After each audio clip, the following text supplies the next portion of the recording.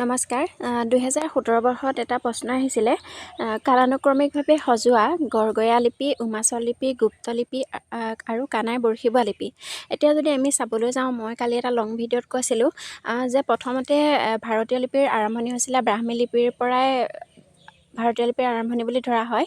তেনেকৈ চাবলৈ গ'লে ব্ৰাহ্মী লিপিৰ পৰা পৰ্যায়ক্ৰমে আহি পেলাই গুপ্ত লিপিত ভাৰতীয় লিপিয়ে ভৰি দিছিলে।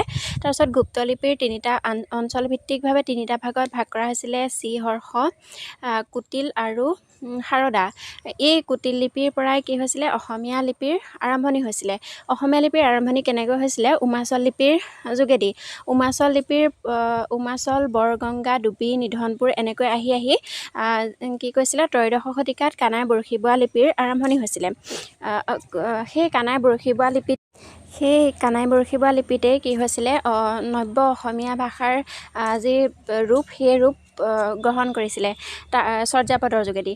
তাৰ পৰৱৰ্তী সময়ত কি হৈছিলে, তিনিটা ভাগত লিখন ৰীতিৰ ওপৰত ভিত্তি কৰি তিনিটা ভাগত ভাগ কৰা হৈছিলে: বামুণীয়া, গড়গয়া আৰু কাইথেলী।